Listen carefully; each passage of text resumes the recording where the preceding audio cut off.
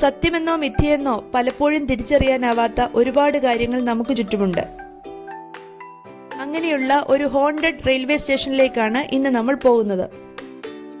മലനിരകൾക്ക് താഴെക്കൂടി toy ട്രെയിനുകൾ ഓടുന്ന ഒരു ചെറിയ റെയിൽവേ സ്റ്റേഷൻ. മഴ കനക്കുമ്പോഴും മഞ്ഞ് വീഴുമ്പോഴും ഇവിടെ ട്രെയിൻ സർവീസ് താൽക്കാലികമായി നിർത്തിവെക്കപ്പെടുന്നു. യുനെസ്കോ വേൾഡ് ഹെറിറ്റേജ് സൈറ്റിൽ ഉൾപ്പെട്ട ഈ റെയിൽവേ സ്റ്റേഷന്റെ കഥയറിയാൻ ഡയറി നോട്ട്സ് ചാനലിലെ ഈ വീഡിയോ മുഴുവൻ കാണുക. എല്ലാവർക്കും ഡയറി നോട്ട്സ് ചാനലിലേക്ക് സ്വാഗതം.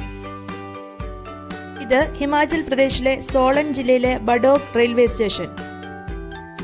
ഹരിയാനയിലെ കൽക്കയിൽ നിന്ന് ഹിമാചലിലെ ഷിംലയിലേക്കുള്ള ഈ പാതയിലാണ് ബഡോഗ് റെയിൽവേ സ്റ്റേഷനും ടണൽ നമ്പർ 33യും.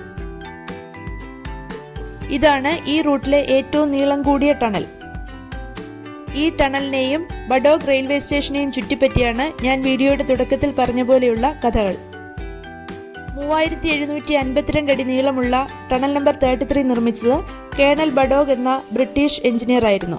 അദ്ദേഹത്തിന് പാതയുടെ അലൈൻമെന്റിൽ ഉണ്ടായ ഒരു പിശക് കാരണം പണി പൂർത്തിയാക്കാൻ കഴിഞ്ഞില്ല. നിരാശനായ അദ്ദേഹം തന്റെ വളർത്തുനായോടൊപ്പം ടണൽ നമ്പർ 33-ലെത്തി സ്വയം നിറയൊഴിച്ചു.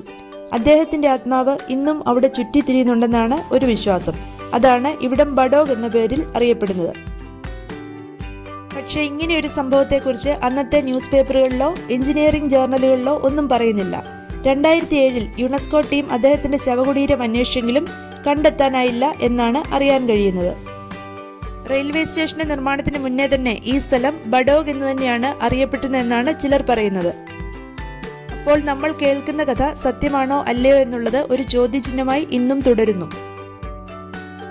ബഡോഗ് റെയിൽവേ സ്റ്റേഷനിൽ എങ്ങനെ എത്തിച്ചേരാമെന്നുള്ള ഡീറ്റെയിൽസ് ഡിസ്ക്രിപ്ഷനിൽ കൊടുത്തിട്ടുണ്ട്. അപ്പോൾ എല്ലാവർക്കും ഇന്നത്തെ വീഡിയോ ഇഷ്ടപ്പെട്ടു എന്ന് കരുതുന്നു. വീഡിയോ ഇഷ്ടപ്പെട്ടവർ ഫ്രണ്ട്സിനൊക്കെ ഒന്ന് ഷെയർ ചെയ്ത് കൊടുക്കുക. ഡയറി നോട്ട്സ് ചാനൽ ഇതുവരെ സബ്സ്ക്രൈബ് ചെയ്യാത്തവർ സബ്സ്ക്രൈബ് ചെയ്യാൻ കൂടി ഓർക്കുക. മറ്റൊരു വീഡിയോയിലൂടെ വീണ്ടും കാണാം.